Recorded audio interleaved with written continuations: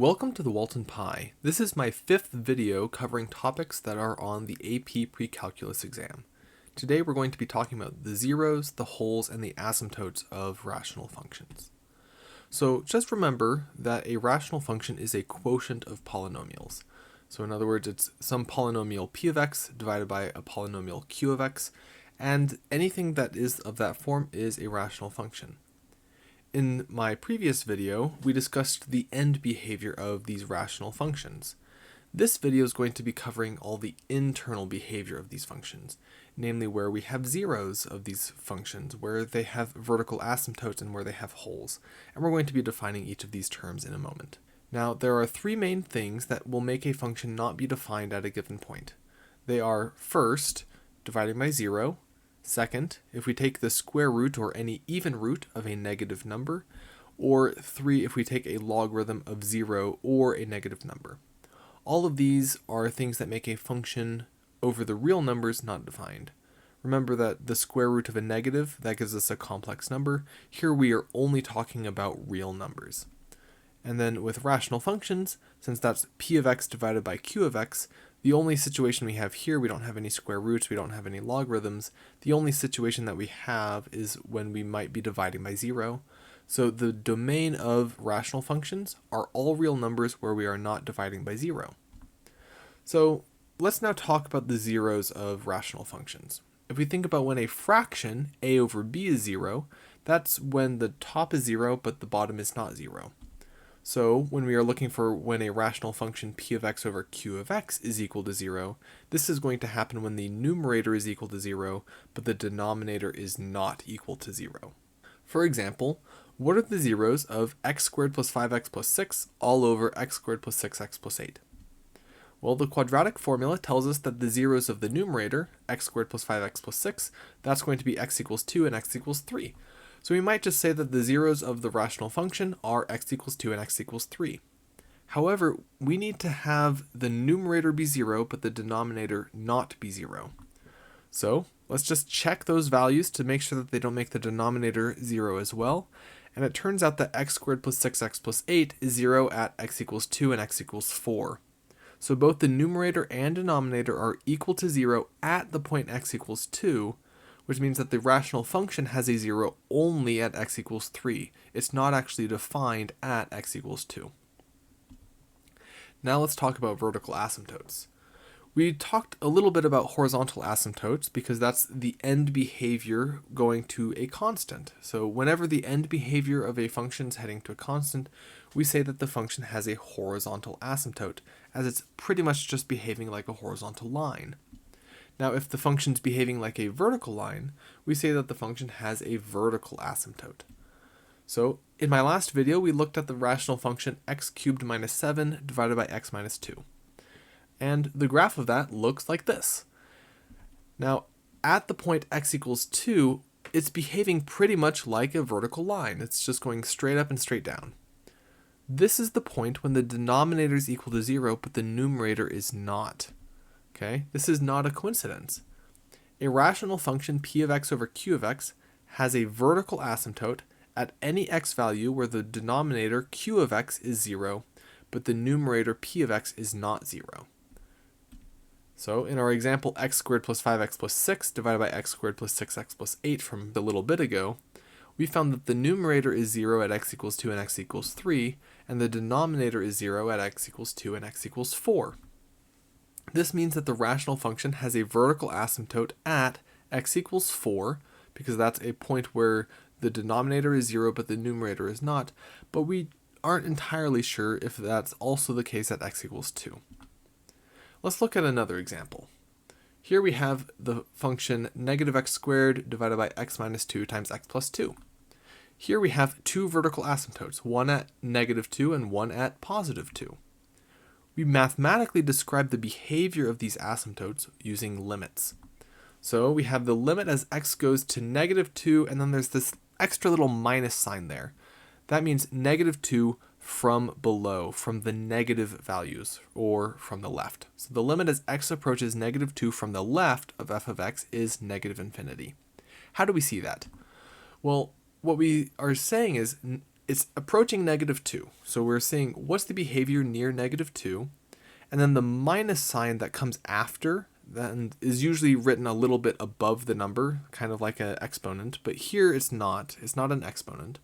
So x approaches negative 2, and then that extra minus sign, that says from values that are below negative 2. So I have shaded in on the graph what that means.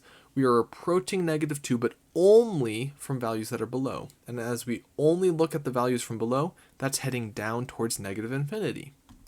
Now if we say, let's look at the limit as x approaches negative 2 from the right, from positive values, we're saying, I'm approaching negative 2 from things that are bigger. And here it's heading off towards positive infinity. We can also look at the limit as x approaches positive 2 from the left. That's approaching from things that are smaller than 2, and so that's heading off towards infinity. And then the limit as x approaches 2 from the right, that is approaching 2 from things that are bigger, and so that's heading down towards negative infinity in this case. So that's the notation that we would have, and you're going to see this fairly often, and so this is an important notation to learn. So we've now talked about how when a rational function's 0, that happens when the numerator is 0, but the denominator is non-zero. And we see that we have vertical asymptotes when the numerator is non-zero, but the denominator is 0.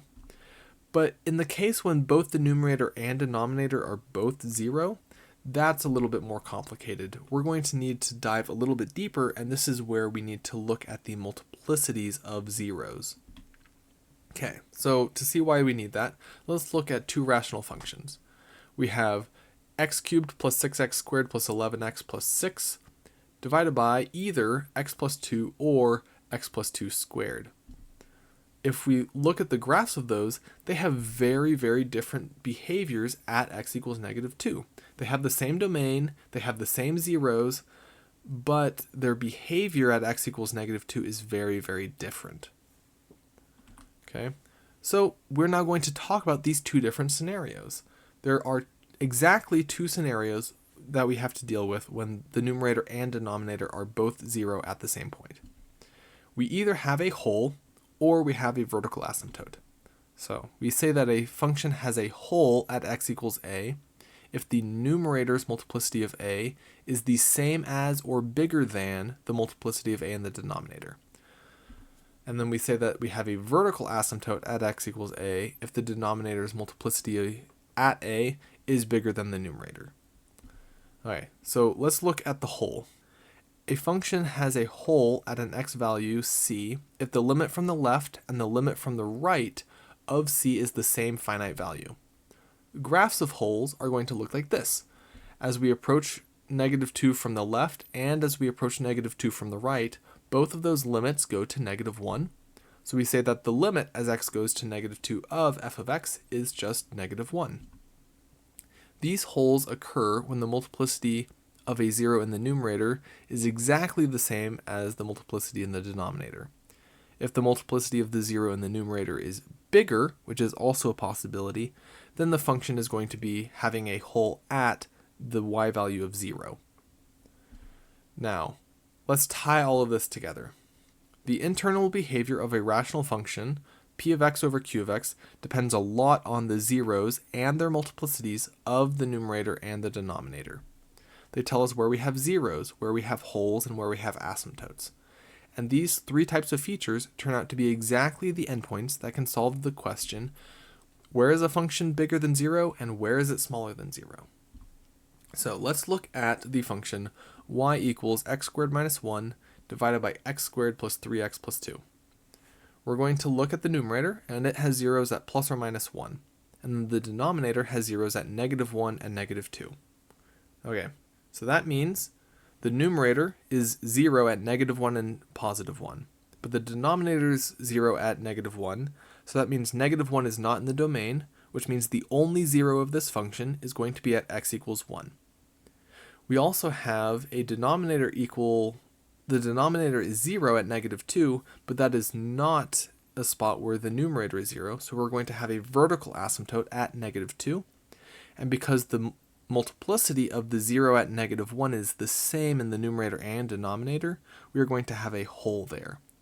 So if we graph it, we see that we have exactly that. We have a vertical asymptote at -2, we have a hole at -1, and we have a 0 at +1. Now, if we're looking at the question, where is this bigger than or equal to 0, that's going to be on the interval from -infinity to -2, union with 1 to infinity. And these points are the end points of these intervals, and those are all the zeros of either the numerator or the denominator. Similarly, if we're looking when is this less than or equal to 0, that's between -2 and -1, union with -1 to 1. We have a hole at -1, which is why that is not included in the region where y is less than or equal to 0. There is no y value there, so we must remove it.